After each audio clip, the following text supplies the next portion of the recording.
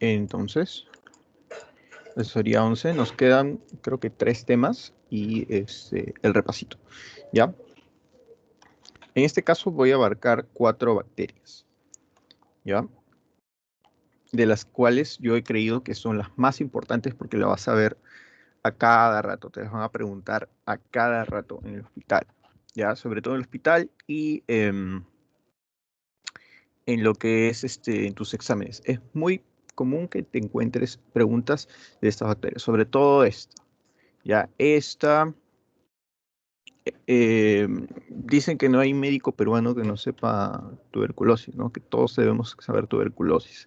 En este caso vamos a hablar más sobre la presentación pulmonar, ¿no? Sobre la presentación pulmonar, pero tuberculosis es el diagnóstico diferencial de muchas enfermedades, chicos, porque tuberculosis es una bacteria, ¿ya? Que genera una infección crónica, ¿ya? Y que se puede presentar en bastantes partes del cuerpo. Ya tienes meningoencefalitis por tuberculosis, tienes neumonía por tuberculosis, pericarditis por tuberculosis, afecta a los huesos. ¿Alguien sabe cómo se afecta, cómo se llama la afectación de los huesos, sobre todo las vértebras? ¿Se acuerdan? En las vértebras, ¿cómo se llama?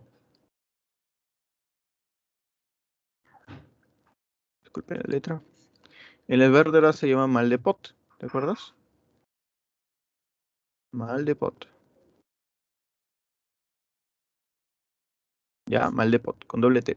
Entonces, están en las vértebras, puede darte en el mismo peritoneo, ¿no? ¿Qué más? Por todos lados, chicos. Ya es el diagnóstico diferencial de muchas enfermedades. Entonces es súper importante conocerlo porque también los casos de tuberculosis aquí en el Perú son varios, ¿no? Sobre todo hay que tener en cuenta cuando tenemos tuberculosis tipo MDR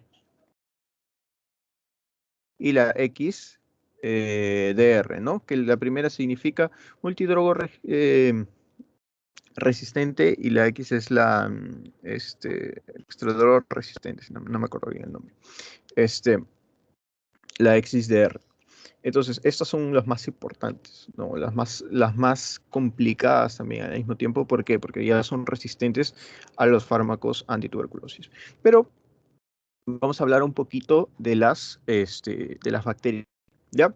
En este caso son bacilos inmóviles, ¿ya? Y no esporulados, no van a fabricar hormonas. Cuando te pregunten qué coloración Gram van a tomar estos bacilos, tú le vas a decir que no lo puedes teñir de la coloración de Gram, ¿ya? A este tipo de bacterias que no se les va a poder aplicar la coloración de Gram, tú las vas a llamar así, mira, porque son ácido alcohol resistentes, ¿ya? Entonces son bacilos ácido alcohol resistentes. Tú tienes que tener en tu cabeza el Mycobacterium tuberculosis, ¿ya? Recuerda al Mycobacterium tuberculosis. Entonces, si no se puede teñir de Gram, no puedes decir si esta es una Gram positiva o es una Gram negativa. Te pueden agarrar por ahí, ¿no? Este, es una Gram positiva, que todos, no, no puedes. ¿Por qué? Porque es un bacilo ácido alcohol resistente, ¿verdad? Ya.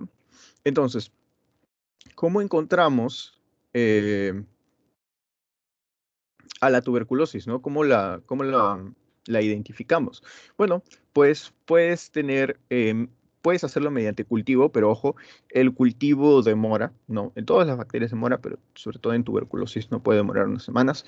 O también por una coloración especial, ¿ya? ¿Cuál es la diferencia entre cultivo y coloración? Porque tal vez no lo saben muy, muy bien. ¿Saben cuál es la diferencia? ¿O tienen alguna idea?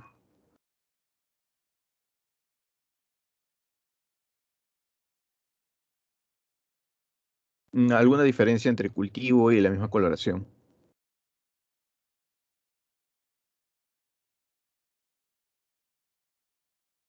Bueno, parece que no.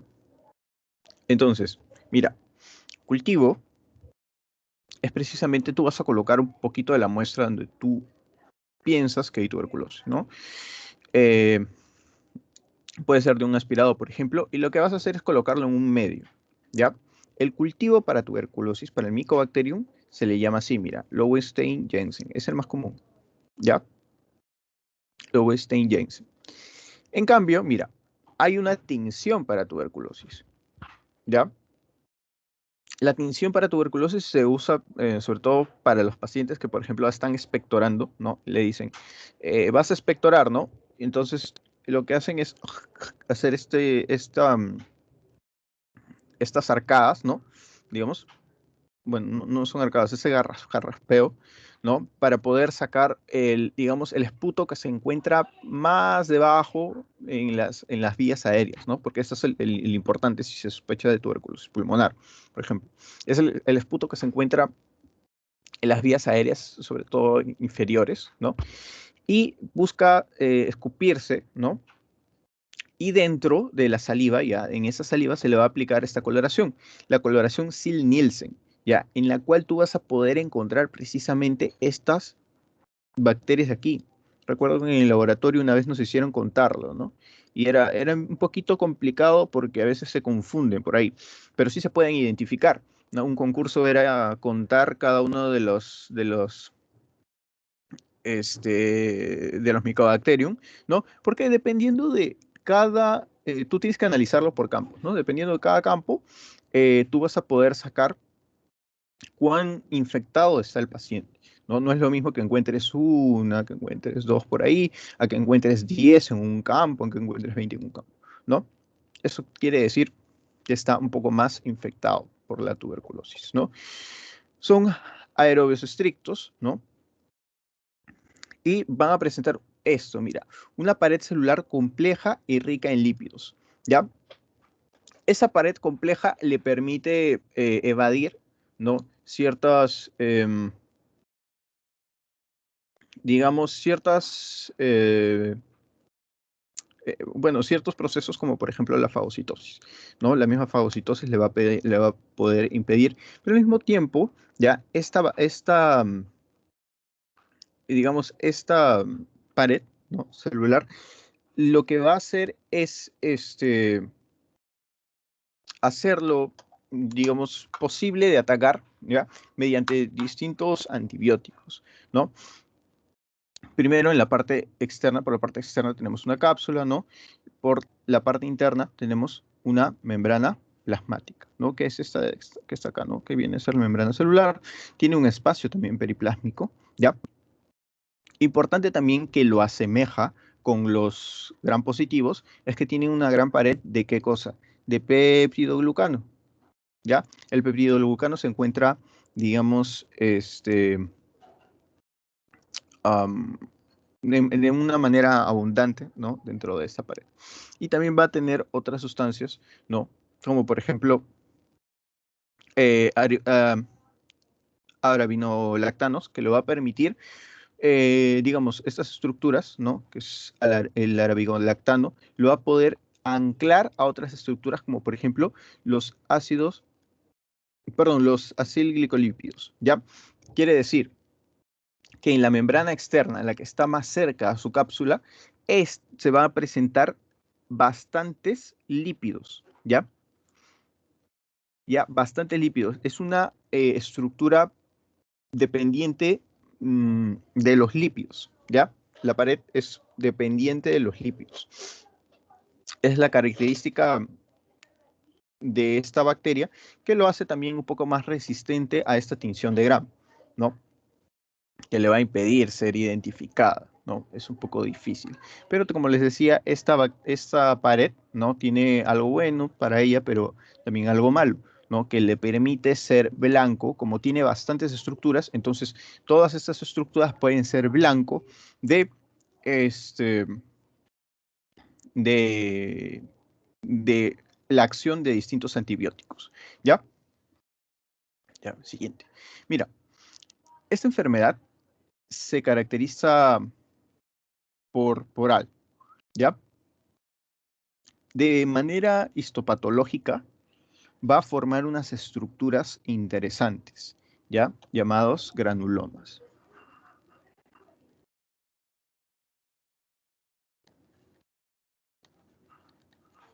¿ya? Los granulomas. ¿Qué son los granulomas? Los granulomas vienen a ser unas estructuras complejas compuestas de distintas células, ¿ya?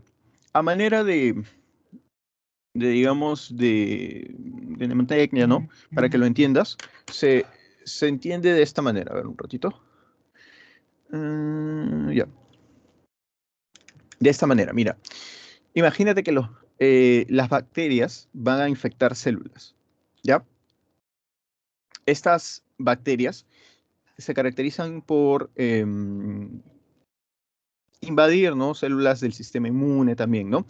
Estas células que están invadidas, ¿ya? Van a ser aisladas mediante un cordón. Imagínate que son ladrones dentro y afuera tenemos policías agarrándose las manos, ¿ya? De alguna manera. Entonces, como puedes observar aquí en este esquemita, puedes observar aquí al Mycobacterium, ¿no? Que son los puntitos rojitos, de esta manera, ¿no? Que son los puntitos rojitos. Que al infectar, ¿ya? Van a generar la fusión de algunas de las células, ¿ya? Que se van a observar en el microscopio como si fuesen una sola, ¿ya? Pero en realidad son las fusiones de bastantes células. A esto se le va a llamar una célula gigante multinucleada. Esto va a formar el Mycobacterium. Esto va a ocasionar ya la fusión de estas células que van a mantener su núcleo, ya como puedes observar acá, ¿ya? Aquí, ¿no? Esta es la fusión. Y alrededor lo que vas a tener es una corona, así como puedes observar aquí, ¿no? De las células T. Aquí está, las células T, alrededor, ¿ya? Alrededor también vas a poder observar algún tejido como fibrótico, ¿no? Y importante también en el centro que vas a encontrar una sustancia llamado casium, ¿no? Casium, que es derivado de toda esta destrucción e inflamación que se encuentra dentro de este granuloma, ¿no? Entonces le vas a poder llamar granuloma caseoso, ¿no? En el caso de la tuberculosis. Y como podemos observar acá, ¿no? Mira, esto de acá son todos estos linfocitos, ¿no? Mira, observas todos los puntitos, son los linfocitos, ¿no? Alrededor, alrededor, alrededor. Acá se ha formado una corona y se está protegiendo a las células que están acá. Solo que acá ya, mira, este es el casium, ¿no? Es toda esta sustancia inflamatoria que puedes observar acá. Eso es un granuloma, ¿ya? La enfermedad se caracteriza por eso. Cuando tú ya sospechas de tuberculosis y en el corte histológico encuentras esos granulomas, ya estás dirigiéndote más hacia el diagnóstico de tuberculosis, ¿no? Porque es una enfermedad que precisamente genera estos granulomas. Ya es característico que presente granulomas. Entonces, mira, ¿cómo vas a encontrar? Vas a encontrar este tipo de infiltrado, ¿no? De infiltrado. No es como una neumonía común, ¿no? Son, mira, infiltrados por todos lados, ¿no? En todas las partes del hemitórax, ¿no? En el hemitórax izquierdo se ve el parénquima con bastante infiltrado de esta manera. Eso puede ser la tuberculosis. Algo también de la tuberculosis importante es que cuando tú curas la tuberculosis, eh, ya avanzado, ¿ya? O bueno, se puede diagnosticar antes y va a avanzar menos, ¿no? Pero deja muchas secuelas, ¿no? Como por ejemplo las bronquiectasias, ¿no? Que vienen a ser las dilataciones de los bronquios, ¿no? Pero es una dilatación patológica en la cual se pueden estar, digamos, infectando, infectando, infectando, infectando y va a generar neumonía, neumonía tras neumonía. No, eso es algo malo de la tuberculosis, te puede dejar eso. Pero aquí los signos clásicos que te pueden preguntar en un examen, ¿no? La tos, un paciente que tiene pérdida de peso, ¿no? Sobre todo la tos te dicen en las últimas 2 semanas, ¿no? 14 días, te lo van a cambiar, pero te van a decir básicamente lo mismo. Tiene que ser una tos ya que tenga más de 2 semanas, ¿ya? Pérdida de peso, ya un paciente que está más flaquito, lo ves todo flaquito, ya piensa en tuberculosis. Fatiga, también fiebre característica esto también, sudoración nocturna. Ya, la sudoración nocturna. Ahí le tienes que preguntar cuánto suda, ¿no? Si moja su polo, ¿no? Porque es una sudoración excesiva. Y la hemoptisis. La hemoptisis que es toser sangre, ¿no? hemoptisis, que es toser sangre. Entonces, estos signos, ¿ya? Y síntomas son característicos de esta enfermedad tuberculosis, ¿ya? Te van a preguntar por estos signos, entonces tú tienes que pensar en la tuberculosis. Ya, perfecto. Entonces, como resumen, tenemos que son bacilos aerobios. Bueno, gram positivos débiles, te dije que se parecen a los gram positivos, pero no puedes exactamente colocarlo dentro de una clasificación gram así, digamos, per se. No, no es como decir, este es gram positivo, no. Son bastante similares a los gram positivos, sobre todo por esta pared, ¿no? Que te había mencionado, el péptidoglucano, que los gram positivos es una pared bastante gruesa, ¿no? Y fuertemente ácido alcohol resistente, ¿no? La pared celular rica en lípidos, ¿no?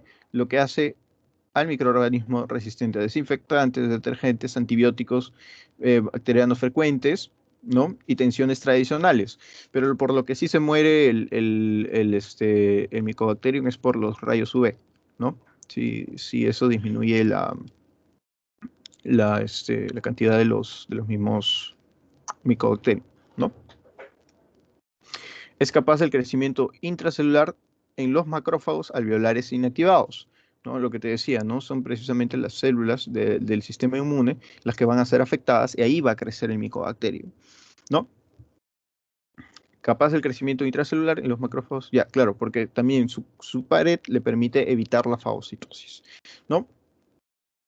La enfermedad depende fundamentalmente de la respuesta del hospedador frente a la infección, ¿no? Porque tú te vas a defender, ya tú te vas a defender. Es decir, el Mycobacterium va a estar silente, ya, por ejemplo, cuando exista el caso de una persona que ha sido contagiada, ¿no? Por este Mycobacterium, puede desarrollar la enfermedad ahí mismo, sí, pero digamos que esto si se da en una persona que es inmunocompetente, ¿no? Puede existir un periodo de latencia, ¿ya? Es decir, eh, y esto debería hacerse más estudios y debería leer un poco más de estudios, pero existen personas en las que no se ha manifestado ningún síntoma ni nada, pero se ha encontrado un foquito primario, ¿ya? Es decir, en su corazón se va a encontrar como una especie de nódulo.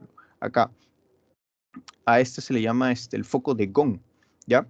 Es característica, es, digamos, entre comillas, una cicatriz, una marca, entre comillas, de que esta persona ha tenido la tuberculosis, se ha querido desarrollar, pero el mismo cuerpo, como es inmunocompetente, lo ha encapsulado y él le ha dicho, hasta ahí nomás, no te generas más. Pero le ha quedado aquí, como te digo, una especie de marca, de cicatriz, entre comillas, que es el foco de Gong, ¿no? Ahora, también otros patrones que se pueden observar aquí en la radiografía, acá no se ve tanto, aunque sí se podría decir, ¿no? Es la tuberculosis miliar, ¿no? Que le puede dar a los niños, que son bastantes puntitos, puntitos, puntitos. Parece que le hubiesen hecho así al pulmón, mira, así, ya. Bastantes puntitos, puntitos, puntitos, por todos lados. Esa es la tuberculosis miliar, ya. Esa es característica de los niños, tal vez también te puedan preguntar, ¿ya? La infección primaria es pulmonar, sí, por supuesto, ¿no? Pero como ya te dije, del pulmón se puede ir para cualquier lado, ¿ya? Se puede ir para tu hueso, se puede ir al pericardio, se puede ir al peritoneo, se puede ir al cerebro, ¿no? Hay tuberculosis de todos, prácticamente todos los órganos, chicos, ¿ya? Entonces, por eso es el diagnóstico diferencial de muchas enfermedades. Y la diseminación a otras localizaciones ocurre fundamentalmente en los pacientes inmunodeprimidos. Es decir, es una enfermedad ya que coexiste frecuentemente con ¿qué cosa? Con el VIH, ¿no? En los pacientes inmunodeprimidos que no pueden mantener, no pueden generar, por ejemplo, estas estructuras, ¿no? Como granulomas. O también, este, mm, personas que, por ejemplo, no se están alimentando correctamente, ¿no? Pueden, por ejemplo, pueden ser mismos alumnos de medicina, ¿no? Por eso yo comía bastante cuando estaba ahí en el hospital. Pueden ser en los mismos estudiantes de medicina, ¿no? Que sí he visto casos, ¿no? Que no se alimentan correctamente por, no sé, por no poder estudiar, por tener que estudiar, perdón, y les ataca la tuberculosis. Entonces, es un problema. ¿Por qué? Porque el tratamiento es de más o menos más más o mayor o igual a 6 meses aproximadamente, ya, en los cuales todos los días tienes que ir a tu posta y que te den tus pastillas, ¿no? Ya. Eso es en el caso de Mycobacterium tuberculosis. ¿Algunos tienen una duda, chicos? Yair, ¿me escuchas? ¿Aló? Sí, sí, te escucho. ¿Qué tal? Buenas tardes. ¿La tuberculosis te produce una tos con sangre? Sí, puede ocurrir una tos con sangre, ¿ya? Lo que sucede, por ejemplo, eh, si este es un bronquio, ¿no? Si este es un bronquio, como ya te había mencionado antes, ¿no? Lo que sucede es que ocurre un proceso, ¿ya? En el cual la tuberculosis te puede generar una dilatación, ¿no? De este bronquio de esta manera, ¿ya?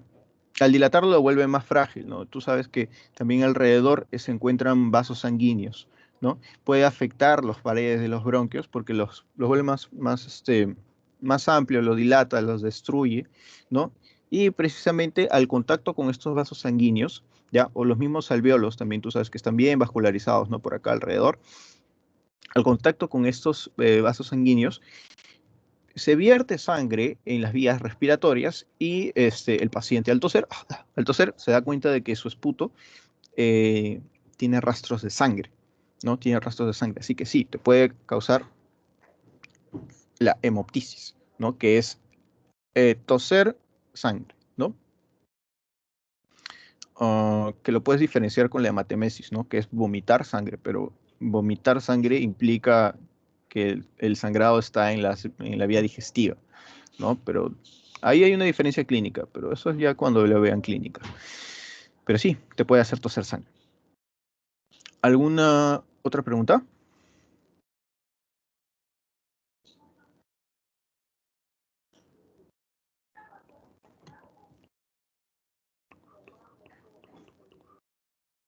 ¿Alguna otra pregunta, chicos? ¿Por qué? ¿Por qué les he puesto esto y por qué les estoy hablando un poquito de la clínica? Porque a partir de cuarto año van a hacerles ejemplos con tuberculosis a cada rato, chicos. Entonces, los signos clásicos es tos, pérdida de peso, fatiga, fiebre, sudoración nocturna. Piensa en tuberculosis. Ya, piensa en tuberculosis. ¿Por qué? Porque después te va a decir que tenía, por ejemplo, una articulación que se le va a hinchar, que ya lleva hinchada bastantes meses, ¿no? Porque la tuberculosis también inclusive se te puede meter en las articulaciones, ¿ya? Y el problema es que es un problema crónico que te va a dejar tu articulación inmóvil, ¿ya? La tuberculosis se come el cartílago, ¿ya? Las bacterias en general se comen los cartílagos, ¿no? Pero la tuberculosis es bien, digamos, bien invasivo. ¿Ya? Entonces te van a decir, porque te digo, la infección primaria es pulmonar. Entonces va a comenzar el paciente con esto y a las semanas va a tener un problema aquí o le van a encontrar distintos puntitos en el peritoneo. Ya esa es característica de la tuberculosis también. Tú haces un estudio en el peritoneo, ¿no? De esos puntitos y ¿qué te vas a encontrar? Un granuloma. ¿Ya? A partir de este granuloma se le puede hacer un cultivo. ¿Y cuál es el medio de cultivo? Acuérdate, esto te lo van a preguntar el hospital todos los ciclos, todas las semanas. Cultivo Lowenstein Jensen. Tinción Ciel-Nielsen. Ya, esa es la tinción. Ese es el colorante, la técnica. Ciel-Nielsen. Cultivo Lowenstein Jensen. Acuérdate, ¿ya? ¿Alguna otra pregunta? Si no, para repasar a estreptococo. Y yo tengo una pregunta, ¿y puede afectar varios órganos al mismo tiempo? Por supuesto que sí. Puede haber una tuberculosis. Primero comienza como pulmonar, por eso es que te doy estos signos. ¿Ya? Porque te va a venir con esto, ¿no? Pero la tuberculosis se dispara por la vía hematógena, chicos, y puede llegar a cualquier órgano. Como te digo, puede afectar peritoneo y pulmón al mismo tiempo. Se mete al hígado, se mete al riñón, vejiga, la vejiga la vuelve chiquita. Y ahí nomás en la pelvis está ¿Y qué tan las... rápido se Sí, dispersa? demora. Puede demorar, a ver, eso sí, es como, al ser una enfermedad crónica va a demorar un poco. Puede demorar meses, semanas, ¿no? Y también, ¿de qué depende? Del sistema inmune, ¿no? De la persona. Las personas tratadas con corticoides, las personas que tienen VIH, las personas que no están bien alimentadas, pues van a sufrir mucho más los estragos de la enfermedad, ¿no? Por eso inclusive lo que hacen es, en las postas, es que cuando tú vas a tomarte tus pastillas, porque todos los días tienes que ir a la posta que te tomen sus pastillas, a que te den las pastillas, no te las dan para que te las lleves, ¿ya? Es que te traen te piden que traigas una botella de Quaker o de leche con algo, con avena, sí. ¿Por qué? Y con eso te hacen tomarlo, ¿ya? Porque así se aseguran de que al menos estás recibiendo algo de nutrición, ¿no? Así te hacen tomarlo, ¿no? O tomar desayuno ahí mismo, ¿no? Porque la pérdida de peso es bien común, ¿no? Entonces sí, se puede ir para cualquier órgano prácticamente, ¿ya? Ese es el caso de tuberculosis. Así que, bueno, a modo de broma decíamos, si el doctor te pregunta qué enfermedad puede ser, di tuberculosis, porque sí puede ser, ¿no? Te puede dar tuberculosis a todos lados, al ojo, cerebro, de todos lados. ¿Ya? ¿Alguna otra pregunta? Hola Yair, buenas tardes. Sí, ¿Me ¿qué tal? escuchas? Sí. En conclusión, ¿cuáles son los factores de virulencia de este bacilo de Koch? Sobre todo, el más importante va a ser la cápsula, ¿no? La cápsula.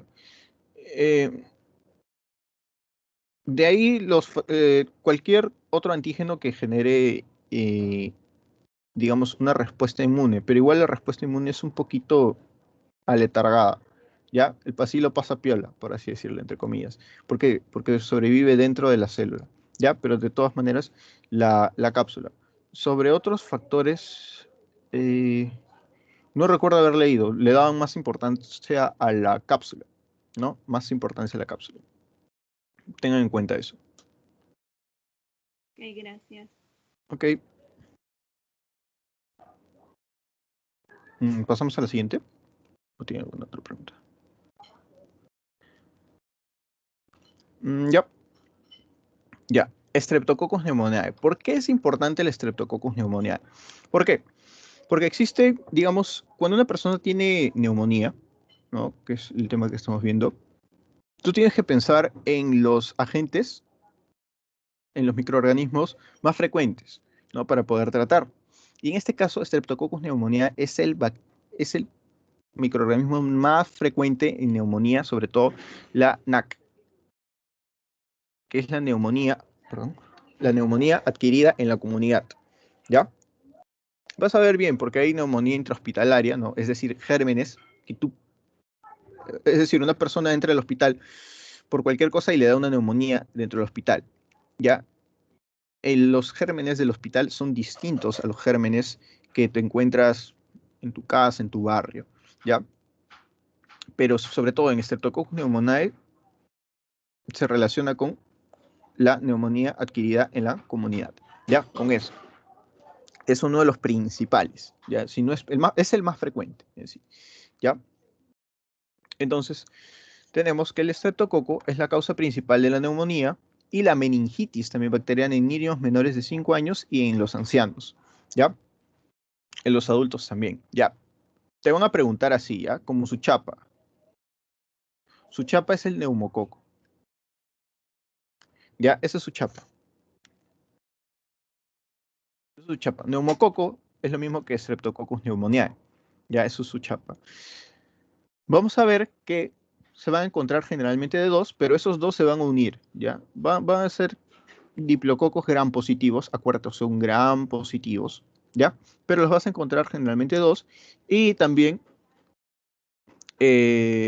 formando sus propias estructuras así lineales, ¿no? También de esa manera, por eso es un estreptococo, ¿ya? No solamente lo vas a encontrar en neumonía, lo vas a encontrar también en sinusitis, lo vas a encontrar también en otitis, en bronquitis, puede generar una bacteriemia y también en la meningitis, ¿ya? El estreptococo entonces te puedes encontrar también en bastantes tipos de infecciones, ¿no? Como factor de riesgo, factor de virulencias, tienes la neumolicina, que es una toxina formadora de poros que te da un daño epitelial. Entonces, por ejemplo, si tienes tus alvéolos acá, ¿no? Tienes tus alvéolos acá, de esta manera, viene el estreptococo y precisamente va a destruir las células del epitelio alveolar, ¿no? Porque ya sabes que en el alveolo tenemos nuestro epitelio, ¿no? Delgadito. Aquí va a destruir esas células, le va a hacer daño a esas células, ¿ya? Al mismo tiempo tenemos otros factores como el polisacárido capsular, que va a prevenir la fagocitosis, ¿no? Por acá está. Polisacárido capsular, acá está. Esta es una imagen del estreptococo, ¿no? Tenemos su membrana celular, tenemos su pared celular, ¿no? Al ser un gran positivo no tiene membrana externa, ¿no? Solo tiene la pared celular. Y, por ejemplo, acá tenemos al polisacárido capsular. Esta es la cápsula, nace desde acá, que va a poder evitar la fagocitosis. Tenemos también otro polisacárido que se va a llamar de la pared celular, ¿ya? De la misma pared celular, que va a estimular la inflamación activando el complemento, ¿no? Ya se acuerdan de las vías de complemento, ¿no? Entonces, eso va a estimular la inflamación, ¿ya? Y va a agravar sobre todo los cuadros de neumonía. La misma neumolicina es citotóxico porque ya te había mencionado que va a formar poros en las células epiteliales, ¿no? Y eso va a afectar a los distintos órganos. Tenemos también estas proteínas llamadas, uy, no funciona, ya. PSPA, PSP-C y la PSA, ¿no? Acá la tenemos. 1, 2, ¿no? La PSPA va a inhibir la fagocitosis, bloqueando la activación y el depósito de complemento de la superficie bacteriana. Acuérdense que hay estructuras, ¿no?, del complemento que se adhieren acá y comienzan con la opsonización de la bacteria. Eso, ese PSPA lo va a bloquear, ¿no? El PSPC inhibe la fagocitosis también y el PSA va a facilitar la adherencia, ¿no?, hacia las células blanco que viene a ser el mismo epitelio, ¿no? No solamente el epitelio de los alvéolos, ¿no?, sino también el epitelio de la nariz, porque precisamente el Streptococcus pneumoniae está en el ambiente y va a introducirse por la misma faringe o por la misma epitelio nasal, ¿no?, y se va a adherir ahí. Y poco a poco va a ir migrando hacia las vías aéreas inferiores, ¿no? Autolicina origina la desintegración de la bacteria. ¿Para qué se hace esto? Se desintegra y lo que genera es digamos, una reacción, ¿no?, inflamatoria a partir de esta autolicina. ¿Por qué? Porque precisamente la neumonía es todo un proceso de inflamación que va a atraer más, digamos, más células, células blancas, ¿no?, linfocitos, ¿no? Perdón, leucocitos en general. Y sobre todo es la neumonía es una inflamación, ¿no?, de este parénquima pulmonar y la acumulación, ¿no?, de material producido por esta inflamación dentro de los alvéolos, así, de esta manera. O bueno, acá tenemos un alvéolo, ¿no?, de esta manera, así, ¿no? Cuando afecta bastantes, ¿no?, así se va a ver la neumonía. Así se va a ver la neumonía. Y ahora les voy a enseñar algo chévere en el caso de la radiografía, ¿ya? Entonces, ya tenemos un poco hablado sobre sus factores de virulencia. Ahora, mira, ¿cómo se contagia el Streptococcus pneumoniae? Mira, como yo te había mencionado, la transmisión va a ser por inhalación, ¿no? Puede ser a través del epitelio de la boca o de la nariz, ¿no? En este caso tenemos aquí el epitelio nasal y el Streptococcus pneumoniae va a venir aquí y se va a adherir, ¿ya? A ver. Y se va a adherir. Lo que va a hacer es invadir localmente, ¿no? Porque tú sabes que anatómicamente, digamos, la nasofaringe está comunicada, ¿no? Con el oído medio, ¿no? ¿Recuerdas esa estructura, cómo se llama? Que une, esa estructura anatómica, que une la nasofaringe con el oído medio. Es importante. Es esta de acá, mira. La trompa de Eustaquio. Muy bien, la trompa de Eustaquio, ¿no? Entonces, se puede asociar, ¿no? Un episodio de la faringitis, por ejemplo. ¿Por qué? Porque los mismos microorganismos van a ascender y te va a generar una otitis media, ¿no? Es decir, la cavidad timpánica va a estar invadida por este estreptococo, ¿no? En el caso de una otitis media, lo que puede hacer es generar también pus por dentro, ¿no? Y en el oído se observa cómo está, cuando veas la imagen, una otoscopía, cómo está lleno de pus, ¿no? Uno de los factores importantes es el estreptococo, ¿ya? Por vía, por vía hematógena, ¿no? Puede migrar también y te puede generar meningitis. Por aspiración, ¿no? El mismo movimiento esto y el movimiento ciliar del epitelio respiratorio te puede causar neumonía. Entonces, para hablar de la neumonía, cuando te hablen de neumonía tienes que pensar en estos síntomas, ¿ya? Tu examen puede ser con caso clínico, entonces te estoy preparando para eso. Síntomas, dolor agudo, ¿no? Obviamente en el pecho, disnea, que es la falta de aire, tos dolorosa, tos, ya, le duele. Porque puede haber una afectación en la pleura también, ¿no? Retracciones costales, ¿no? Puedes ver las costillas, hay cosas que inspira, que expira. Cianosis, que es la coloración azulada de alguna parte del cuerpo, ¿no? Pueden ser en los dedos, pueden ser en la mucosa de los labios, ¿no? Se observa la cianosis.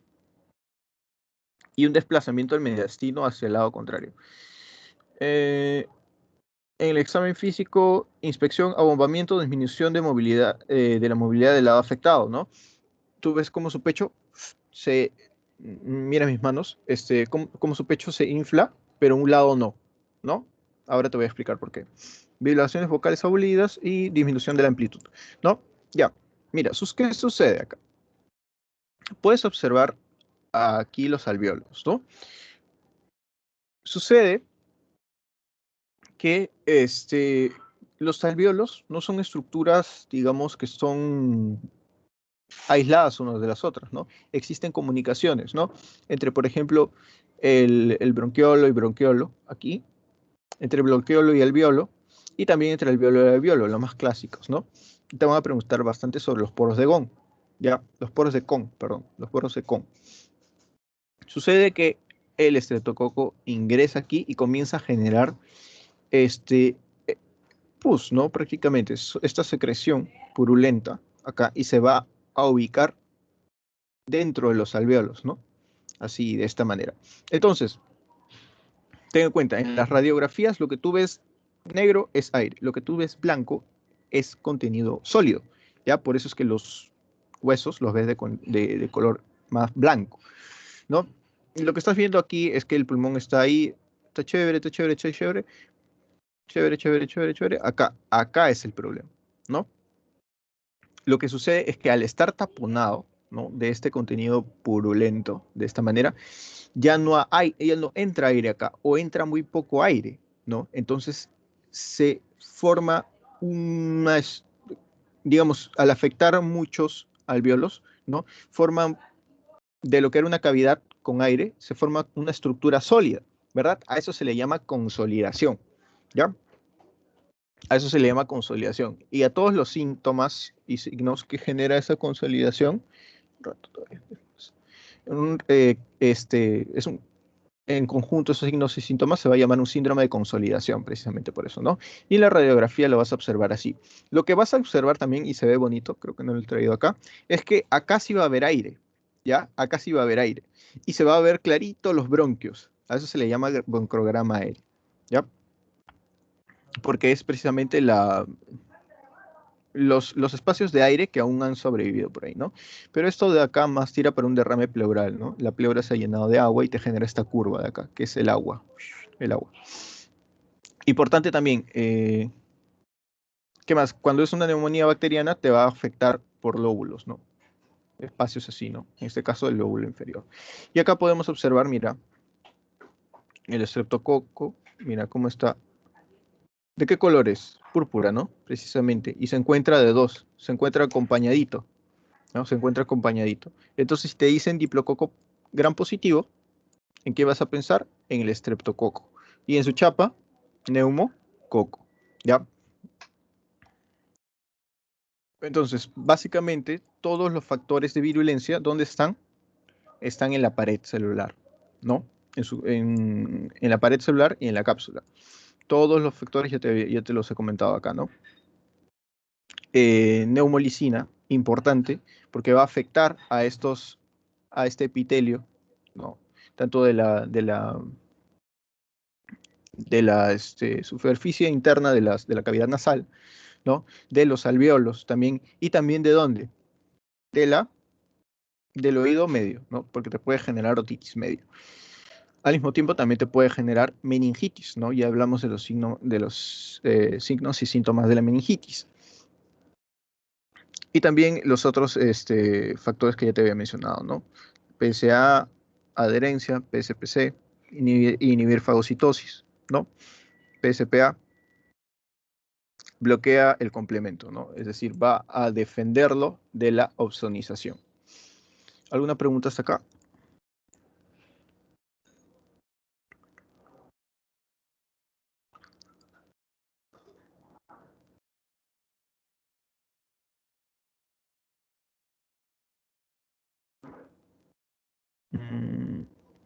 ¿Nada? Bueno.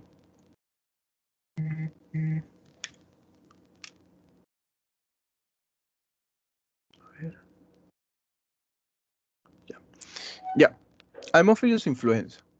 Importancia de Haemophilus influenza es que hasta hace unos años era un agente súper importante en el caso también de neumonías. Pero ¿qué pasó? Que se revirtió. ¿Ya? Antes era el más importante, pero se revirtió porque salió la vacuna para el Haemophilus influenza, ¿no? Es parte de la vacunación de los niños, ¿no? Estar vacunados contra el Haemophilus influenza, ¿no? Entonces, como características tenemos al cocobacilo gran negativo, ¿ya? Va a presentar una cápsula de polisacáridos que le va a permitir, o bueno, que nos va a permitir clasificarlos, ¿ya? Clasificarlos en serotipos, desde la A hasta la F, de los cuales el B es el 95% de las infecciones. Entonces, cuando te digan Haemophilus influenza, tú vas a pensar sobre todo en el tipo B, ¿ya? Y básicamente te dice infección por Haemophilus influenza tipo B. ¿Por qué? Porque el tipo B es el que más infecciones va a causar, ya hasta el 95% de las infecciones. En el Haemophilus, tanto en el cultivo, ¿no? Como en in vivo, ¿no? Necesita para crecer hemina, que es llamado factor X, y el NAT, ¿ya? Que es llamado factor B de vitamina, ¿ya? Porque esto es parte de las vitaminas, ¿ya? Entonces acuérdate, factor X y el factor B de vitamina, ¿ya? Sucede que también, bueno, te había mencionado que hay Haemophilus que tienen cápsula, ¿no? El tipo B es uno de ellos, ¿no? Pero también sucede que hay Haemophilus que no tienen cápsulas, ¿ya? En este caso hay no capsulares. Estos Haemophilus no capsulares son parte de la microflora respiratoria normal, es decir, de las bacterias que tenemos normalmente dentro de nuestro tracto respiratorio, ¿no? Parte de esta microflora tenemos al no capsular. Y al no ser no capsular, la variante no capsular, digamos, es menos dañina que la que tiene cápsula, ¿ya? Sobre el Haemophilus también, lo que mencionan es que la cápsula va a presentar esta estructura llamada fosfato de polirribitol, ¿ya? Fosfato de polirribitol. Mencionan que este de acá es el factor de virulencia más importante. La cápsula lo es, ¿ya? Pero sobre todo este fosfato de polirribitol. ¿Por qué? Porque va a ayudar a que no se fagocite esta bacteria, ¿ya? Este es el factor de virulencia más importante. Al mismo tiempo tiene pili y adhesinas, ¿no? Para la colonización de la bucofaringe. Lipopolisacáridos y glucopéptidos que alteran la función ciliar, ocasionando daños en el epitelio respiratorio, y la proteasa de inmunoglobulina A1, ¿ya? Luego acá, mira, tenemos las cepas del tipo B, que te dije que el tipo B es el principal, las cepas no tipificables. ¿Por qué? No tipificables, en realidad no tienen mucha importancia, ¿no? Porque son las no capsuladas. En este caso son las no capsuladas. Y la del tipo B sí va a tener esta cápsula de PRP, ¿ya? Cápsula del PRP. Importante, tenlo en cuenta, te lo pueden preguntar. Patogenia, infección de las mucosas, es decir, sí te van a generar infecciones, pero solamente en las mucosas. Y aquí el tipo B te puede generar infecciones invasivas, es decir, no solo se va a quedar en el tracto respiratorio, sino también va a afectar otros lados, ¿no? Te puede afectar la piel, ¿no? Generándote una celulitis por Haemophilus influenza o las conjuntivitis, ¿no? Por la Haemophilus influenza. También que te puede generar, bueno, otitis media, observaciones de POC, sinusitis, pero como te había mencionado es poco probable, ¿no? Yo digo más un 30% aproximadamente. Pero las de tipo B sí te pueden generar meningitis, mira, sobre todo en los niños, ¿no? Los niños que no están vacunados, meningitis puede dar por Haemophilus influenza tipo B. La epiglotitis, ya característico, ya, esto es bien común, epiglotitis por Haemophilus influenza tipo B. Otras infecciones invasivas en lactantes y en niños, ¿ya? De hecho, este RPR es tan importante que las vacunas que se han generado, ¿ya? Van a atacar precisamente a este RPR y lo van a inutilizar, inutilizando prácticamente su cápsula. Característica también de, por ejemplo, de Haemophilus, de meningococo, ¿no? Es que precisamente al tener esa cápsula es difícil para el sistema inmune de los niños poder degradarlo, ¿no? Y poder combatir a esta bacteria. Entonces, precisamente estas vacunas lo que ayudan es degradar a esta cápsula y que el sistema inmune haga lo suyo, ¿no? Lo propio. Entonces, lugares de invasión tenemos digamos, las meninges causan la meningitis, conjuntivitis en el caso de los ojos, la sinusitis, la celulitis en el caso de la piel, otitis media también, epiglotitis, que te dije que es característico, ¿no? La neumonía, la bronquitis también se puede dar, y la artritis, ¿no? Que es menos común, pero también existe, ¿ya? Pero yo te diría que te lleves esto, sobre todo la neumonía, ¿ya? La neumonía, la epiglotitis, ¿ya? Entonces, aquí tenemos, ¿no? Tenemos al Haemophilus influenza, el RPR, y acá tenemos al macrófago, ¿no? Que está intentando fagocitarlo, ¿no? Este RPR viene a estar presente en el Haemophilus tipo B y va a evitar, dentro de la cápsula, y va a evitar esta fagocitosis, ¿no? Lo va a defender. Puede generar la otitis media, ¿no? Que precisamente acá está podemos observar la cavidad timpánica, ¿no? Se han llevado a todos, ¿no? La cavidad timpánica llena de pus, ¿no? Y acá, características. Esta de acá es una conjuntivitis, ¿ya? Bacteriana. ¿Por qué? ¿Cómo se cree que es una bacteriana y no es una viral, por ejemplo? ¿No? Característica de la bacteriana, mira cómo es. Digamos, este exudado, ¿no? Purulento, como puedes observar acá, ¿no? Y pegajoso, ¿no? Se pega en las pestañas y al día siguiente no se pueden abrir los ojos, ¿no? Porque precisamente este exudado se seca, ¿no? En las pestañas. Entonces, conjuntivitis por Haemophilus influenza también puede haber, ¿ya? Otra aquí, la epiglotitis, ¿no? Mira este epiglotis, si ya has visto este epiglotis antes, ¿no? Mira este epiglotis, se ve recontrainflamada, ¿no? Eh, es de temer, ¿no? Porque lo que puede hacer es cerrarse completamente, ¿no? Y no dejar pasar el aire, ¿no? Por las vías respiratorias. Y esto en los niños es un peligro, ¿no? Epiglotitis. Y también acá, mira, no se ve bien en la imagen, ¿no? Pero observa con la coloración de acá de la pierna y acá está todo rojo, ¿no? Y difuminado. Esta es la característica de una celulitis. Ya, esta es una celulitis. Este de acá es una celulitis. Ya, diferencia con erisipela.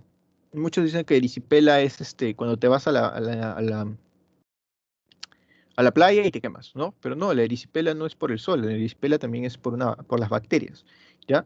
Pero la diferencia es que celulitis está difuminado, como observas, no se observan bien los límites. En la erisipela sí se ve clarito, ¿ya? Sí se ve clarito. En hemófilos, ¿alguna pregunta?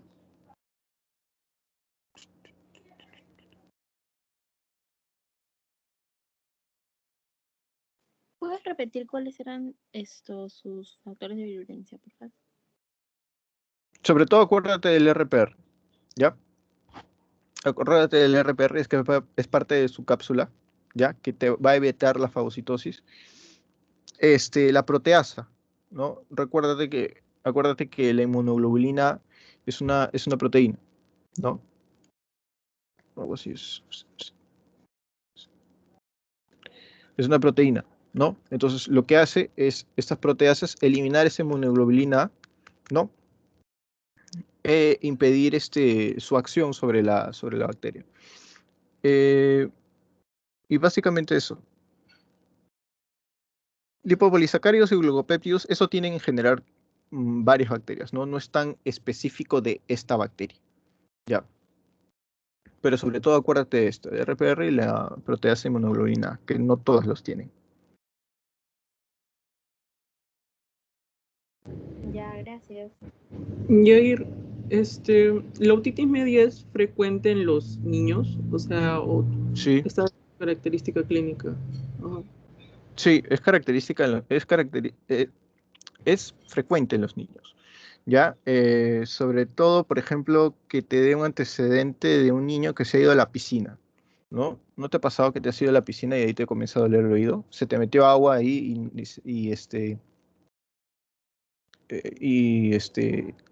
digamos, no lo pudiste sacar y te comenzó a doler el oído, ¿no? Es un dolor, así, bien potente. Yo he tenido eso. No me tuvieron que llevar al médico. Es un dolor, digamos, yo pienso que es el peor dolor que he tenido en mi vida. No te deja dormir, ni siquiera. Se ve la inflamación, ¿no? Cuando ves por el otoscopio se ve todo inflamado, todo esto. Inclusive te puede generar pus adentro, ¿no? Te puede generar pus, te puede generar fiebre también. E inclusive te puede drenar la pus, ¿no? Te puede drenar la pus, ¿por qué? Porque el tímpano se rompe, se perfora el tímpano y comienza a drenar la pus de esta manera, ¿no? Y ya sabes que, pues, también se puede derivar de una infección respiratoria, ¿no? Como puedes ver, también te puede generar sinusitis, ¿no? Entonces, sinusitis por Haemophilus influenza puede ir hacia una faringitis, ¿no? Y de ahí ascender por la trompa de Eustaquio por continuidad, por la trompa de Eustaquio y generarte esta otitis media, ¿no? Sí es frecuente, en niños sí es frecuente. Sobre todo, ¿por qué? Porque en los niños la trompa de Eustaquio está prácticamente horizontal, así.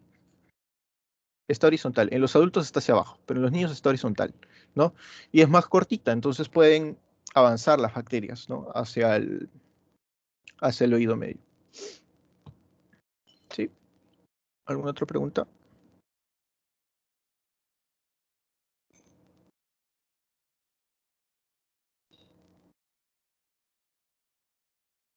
Bueno, ya. Pseudomonas originosa. Ya, a esta le voy a poner una coronita, ¿ya? Porque, como decía mi profesora, esta es una de las reinas del hospital, ¿ya? La Pseudomonas aeruginosa eh, es una bacteria que complica completamente la estancia en el hospital de una persona, ¿ya? Es una bacteria que está en todo, chicos. Hay que tener, cuando una persona entra, por ejemplo, por neumonía, por ejemplo, por un estreptococo, ¿no? Porque el estreptococo le da su tratamiento y ya se curó. No, es más, hasta se puede ir a su casa con antibióticos y se cura, ya dependiendo de lo que tenga. Pero, por ejemplo, la pseudomona complica, ¿ya? ¿Por qué? Porque es resistente a bastantes fármacos, ¿no? Y ya vamos a ver que acá, mira, que va a complicar cuadros que son más simples, los va a complicar, ¿ya? En este caso son bacilos gram negativos, móviles y aerobios, ¿ya? Tienen forma de bastón, miden casi 0,6 a 2 micrómetros, ¿no? Y presenta una amplia distribución. Ya va a estar en el suelo, en el agua, en las plantas y en los animales. ¿Ya? Y también va a estar en material del hospital, ¿no? Por eso es que se tiene bastante cuidado, como por ejemplo, al usar las sondas que se van a introducir dentro de las uretras, ¿no? De los pacientes, ¿no? Como factores de virulencia, tenemos a la exotoxina A, que altera la síntesis de proteínas, por ejemplo, en la piel forma la dermatonecrosis, ¿no? Por ejemplo, acá, ¿no? Mira cómo se está necrosando los bordes de estas heridas, ¿no? Y sobre todo acá también en las quemaduras. Aparte, ¿se acuerdan qué bacteria les dije que teníamos que tener cuidado en las quemaduras?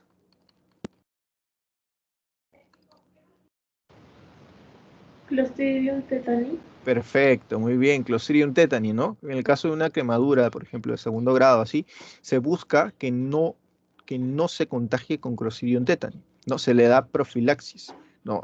Antibiótica contra el Clostridium, pero también hay que tener cuidado con la pseudomonas, ¿no? Porque te lo vas a llevar al hospital a tratarlo, entonces el hospital está lleno de pseudomonas, es la reina del hospital, ¿ya? También va a tener esto, mira, piocianina va a producir superóxido y peróxido de hidrógeno. ¿Qué son estos? Son especies reactivas de oxígeno, ¿ya? Especies reactivas de oxígeno, digamos, son alteraciones del oxígeno que lo que va a hacer es dañar tejidos, ¿ya? Es súper dañina en los tejidos. Y la interleucina 8, que también produce inflamación, ¿ya? La pioverdina, que se va a ligar al hierro para utilizarlo en su metabolismo. Es una bacteria súper dependiente del hierro, ¿ya? Perdón. El LAS-A, que es una serina proteasa, y LAS-B, metaloproteasa de zinc, que va a degradar elastasas. ¿Dónde se encuentra eso? En el parénquima pulmonar y en la piel, generando el ectima gangrenoso. El ectima gangrenoso es esto que está acá. Ectima gangrenoso, ¿no?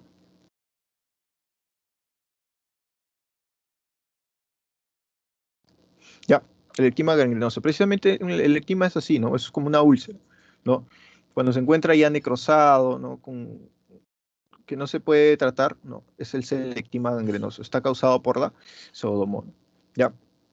Y algunos otros factores de virulencia, como el pili y los flagelos,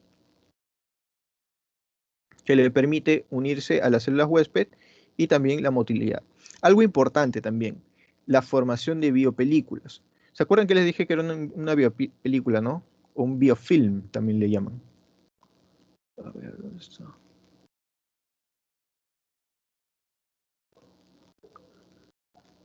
No puse dibujo. Un biofilm. O sea, si tú tienes, por ejemplo, acá una sonda, ¿ya? O puede ser una parte del tejido de un cuerpo, ¿no? La pseudomona viene, o un grupo de pseudomonas vienen acá. También lo hace la cándida. Vienen acá y lo que hacen es colocarse cubrirse, mejor dicho, de una estructura mucosa, ¿no? Que ellas mismas fabrican, ¿ya? Y este es un biofilm. Lo que les permite es aislarse del medio, ¿no? Defenderse entre sí mismas y poder reproducirse acá adentro. Ya, eso es un biofilm. ¿Qué más? Sistema de secreción tipo 1. Recuerden que les dije, ¿no? Los sistemas de secreción vienen a ser como jeringas, ¿no? Como jeringas, pero en el caso del tipo 1, ¿ya? Es más hacia medios extracelulares, ¿ya? Es decir, va a distribuir, ¿no? O a inyectar sus proteasas hacia el medio externo, ¿ya? Y el de tipo 3, ¿no? El de tipo 3, este va a afectar a las células, es decir, viene e inyecta a las células del epitelio y las comienza a destruir, ¿ya? Ocasiona lesión tisular. ¿Qué más? Alginato, actividad antifagocítica y resistencia a la destrucción opsónica. La piocianina, hay tres, ¿no? La piocianina, la pioverdina y había otro. La piomelanina. Ya, eso también generaba lesión celular, pero no me olvidé de escribirlo por acá. También generaba lesión celular. Y la misma pioverdina, fijación con el hierro. Esta de acá es un factor de virulencia bien interesante que encontré, ¿ya? Lo que le va a hacer las moléculas de recepción del quórum, ¿ya? Va a generar, digamos, una especie de comunicación entre las bacterias, ¿no? Recuerda que se comunicaban las bacterias con la misma, con plásmidos también. Existe otra forma de comunicación que son las moléculas de recepción del quórum, ¿ya? Entonces, estas van a regularse las bacterias entre sí, ¿no? También se van a dar información sobre resistencia, ¿no? Porque como te había mencionado, las pseudomonas son súper resistentes a los antibióticos, ¿no? Y también la formación de la biopelícula, ¿no? Precisamente se ponen de acuerdo y forman una biopelícula y ahí se pueden quedar, ¿no? Entonces, infecciones, la pseudomona te puede dar por todos lados, así que es similar a la tuberculosis, se puede complicar por todos lados, ¿no? Puede producir abscesos, puede dañarte la piel, ¿no? Como por ejemplo acá, ¿no? El ectima gangrenoso y en las quemaduras también te puede afectar.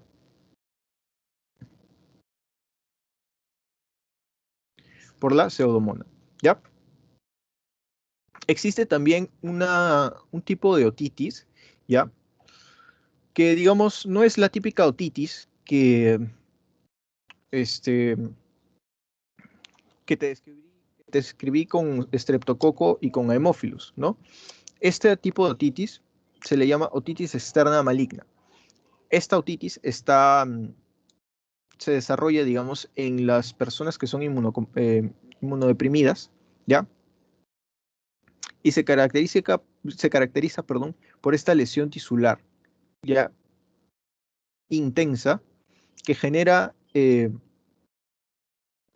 destrucción, ¿no? Del conducto auditivo externo, genera pus en todos lados, también puede afectar también el oído medio, ¿no? Como puedes observar la pus como está saliendo de acá, ¿no? Y el tratamiento es más complicado de esto. Es una otitis externa maligna. Al mismo tiempo también, este se puede encontrar ¿en dónde? En estas sondas. Por ejemplo, acá tenemos una sonda Foley, ¿no? Que se introduce, por ejemplo, para recolectar orina, ¿no? Se infla acá, se queda ahí, ya no pasa, ¿no? Pero puede existir que al momento de manipular, el personal se colocó los guantes, todo, y puede existir un biofilm acá, o puede ingresar la pseudomona. Ya fuiste, porque empieza una ITU por pseudomona, ¿no? Y también es una bacteria que afecta comúnmente a los pacientes que tienen fibrosis quística, ¿no? ¿Recuerdas la fibrosis quística? Sí, ¿no? Sí te acuerdas, sí, que te hablé en embrio. La fibrosis quística, para hacer un resumen, es una enfermedad, ¿no? Genética, en la cual los bronquios, otros conductos, están afectados por una mucosidad bien espesa, ¿no? Y te dije que esto funcionaba como ¿qué? Como un caldo de cultivo para que las bacterias puedan vivir ahí tranquilitas, ¿no? Entonces, las pacientes con fibrosis quísticas van a sufrir bastantes infecciones por estas pseudomonas, ¿ya? Porque precisamente sus vías aéreas están llenas, ¿no? De esta secreción mucosa, ¿no? Y le van a crecer ahí, las pseudomonas van a hacer su fiesta, ¿no? ¿Alguna pregunta hasta ahí?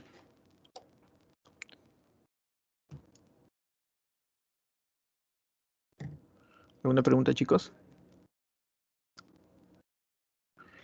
¿Prefieren que sea así? O sea, digamos, un poco de micro y más clínica, porque, o sea, lo que me he dado cuenta es que las clases son bastante más micro, ¿no? Entonces yo digo, pues, si les van a enseñar micro en la TEO, también les hablo un poquito de la clínica, así como que también se motivan, ¿no? Porque es bonito A mí me parece que está bien con la clínica. con la clínica. Esta vez he intentado Sí, hacer para eso. mí también. Ya, porque como digo, si les van a enseñar en la TEO un poquito, es bastante, ¿no? Lo que les hablan de cada uno. Ya, está bien. Entonces les voy a traer más cositas clínicas, ¿no? Para que lo relacionen. Porque es algo bien bonito, ¿no? Cuando ya llevas la parte de micro hacia las enfermedades, ¿no? Entonces ya les voy a traer un poquito más de clínica. Pero de todas maneras, no hay que, creo que me excedí, hablé un poquito más de la clínica que de micro. De todas maneras, no hay que dejar de lado esto porque precisamente es lo que va a venir en tu examen, ¿no? Ya, ahora sí. Si no hay pregunta, descartamos. A ver, creo que hay en el chat. Ahora vamos